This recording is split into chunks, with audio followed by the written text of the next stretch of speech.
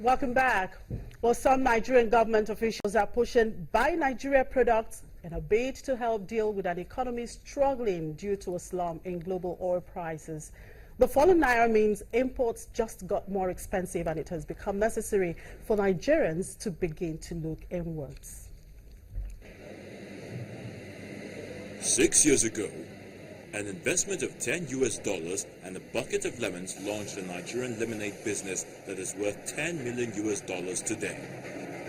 Wilson's Juice Company buys truckloads of locally grown lemons and produces between 2,000 and 2,500 bottles of lemonade daily.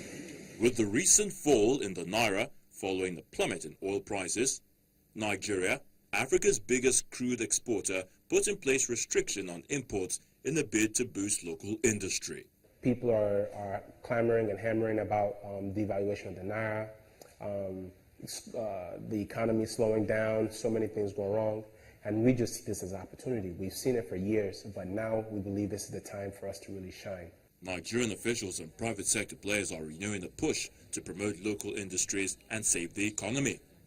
The Nigerian Senate recently adopted a motion seeking the amendment of the Procurement Act to compel all government agencies and institutions to give priority to locally made products.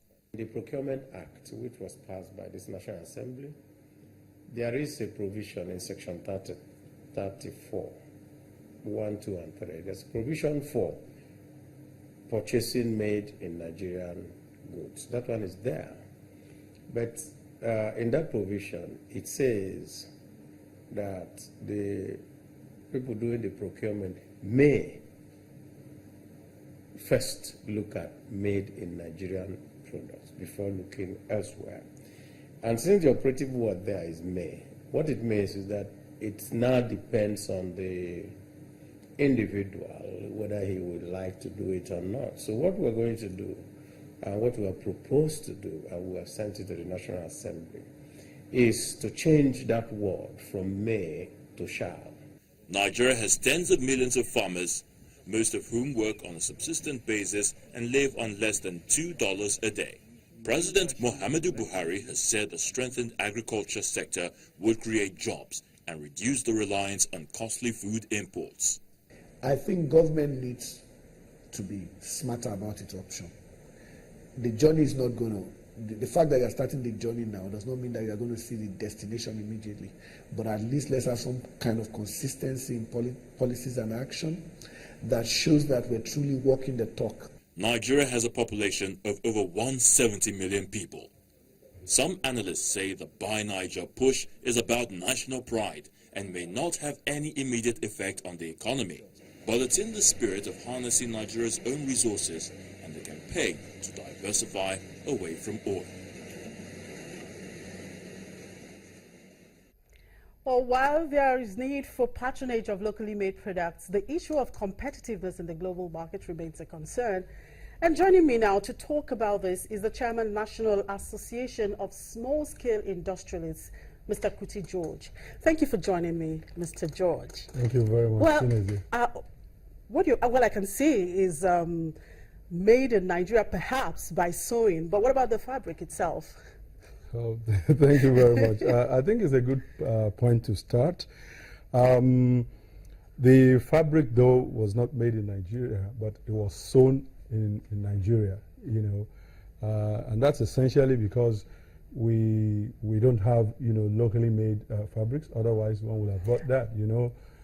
All the textile industries in Nigeria had to move out because of infrastructure and so many other reasons.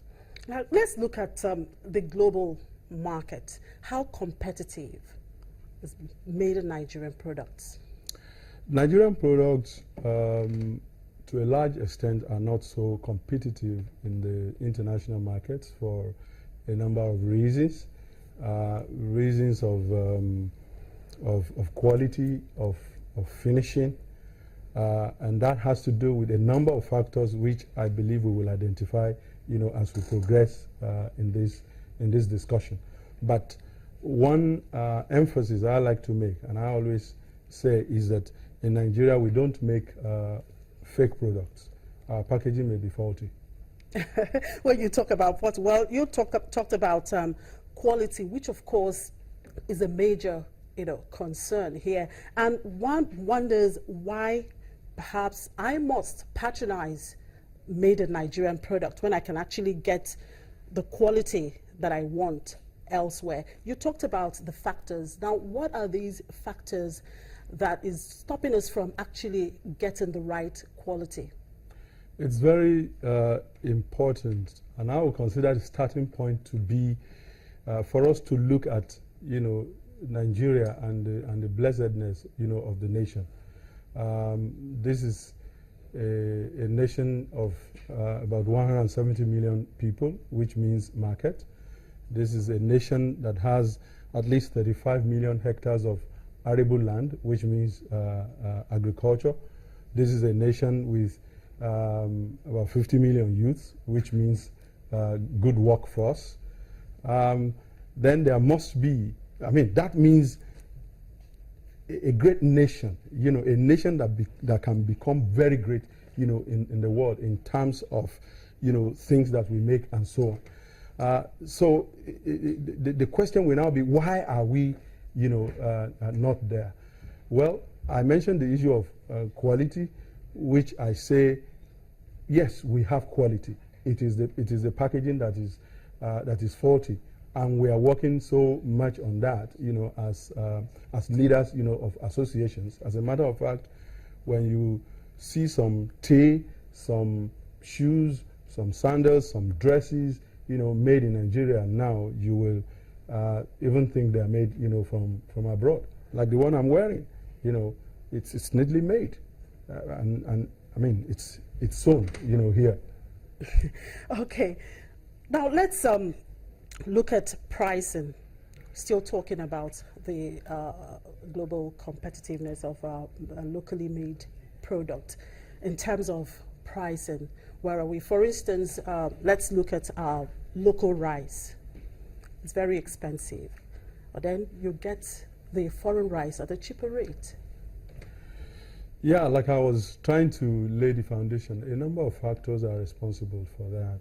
We have, first and foremost, the issue of market itself. It's an irony.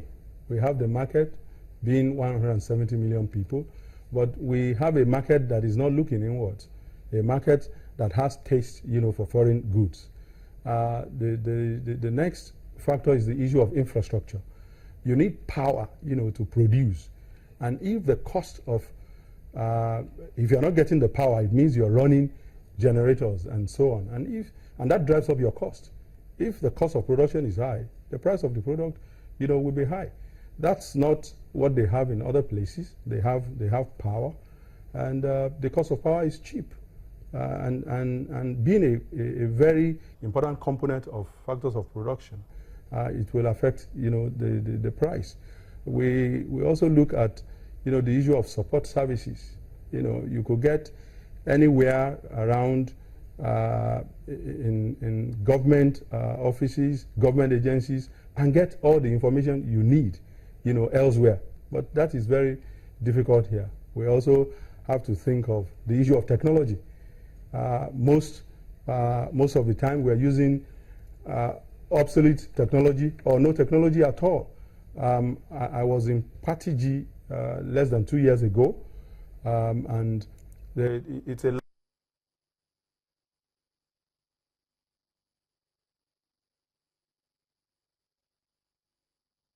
but they were also harvesting manually.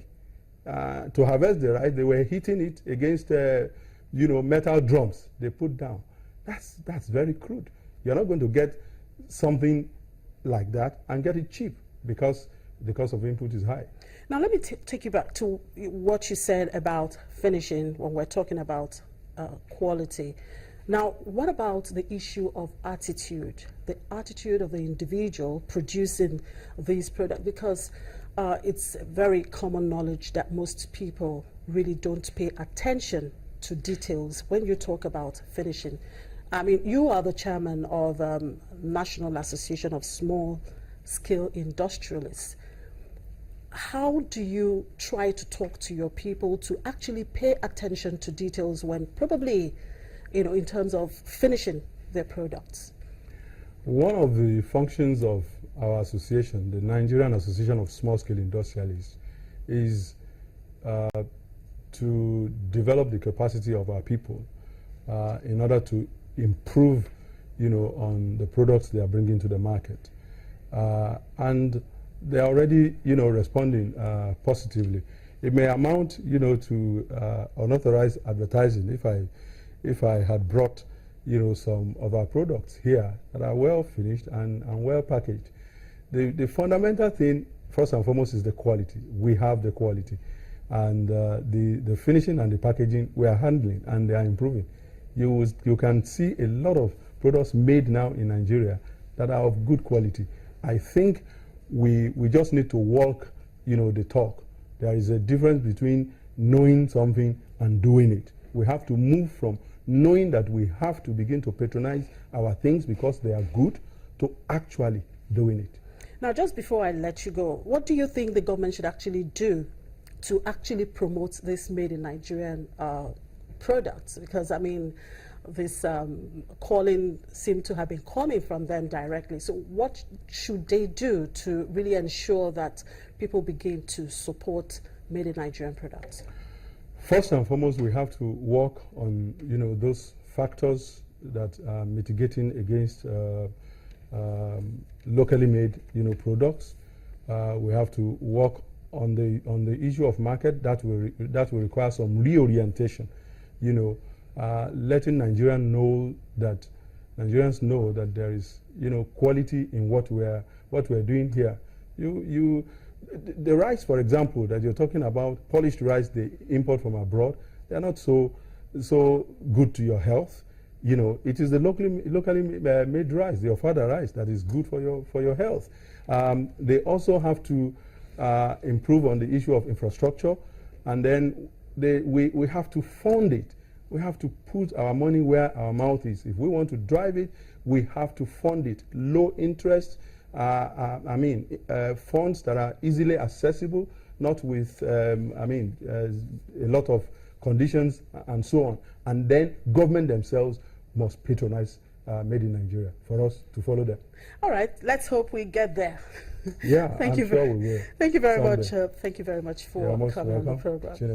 Yeah. Thank you very much. Well, I've been speaking with the chairman, National Association of Small-Scale Industrialists. Africa integration is one of the recommended solutions preferred for the advancement of the continent at the just concluded Africa CEO Forum in Ivory Coast. One of the advocates of this solution is the Group Chief Executive of EcoBank Transnational Incorporated, Ade Ayeyemi.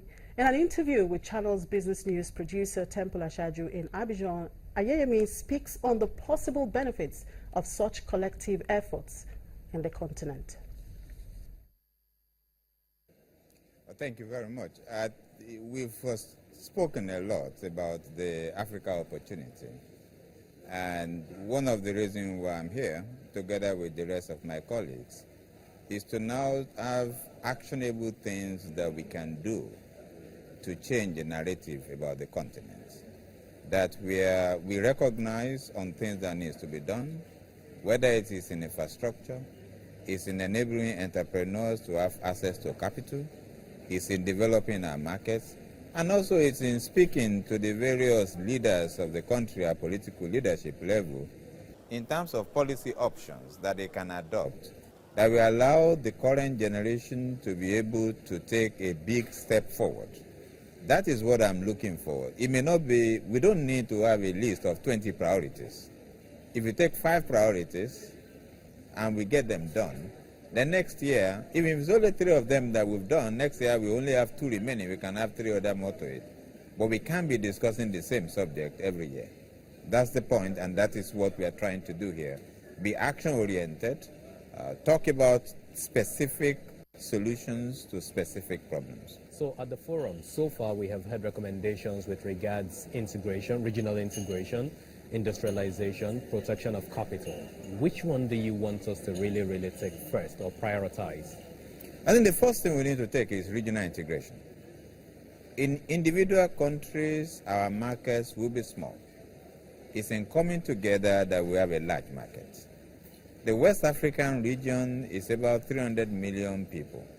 If we come together, we're about the population of the United States. If we're still looking at each other as individual markets, then it becomes difficult for anybody to be able to site production in any of our country. It will still become easier for us to continue to be exporters of raw materials and importers of finished goods. For us to be able to attract industries being cited by others in our region, we need to come together. And the idea of having individual countries approaching things on their own, those days are over. For us to be impactful, we need to be together. Ade Ayeyemi, Group Chief Executive of EcoBank Transnational Incorporated. When we come back after the break, Ethiopia's food crisis worsens as government and aid agencies call for prompt action. Do stay with us.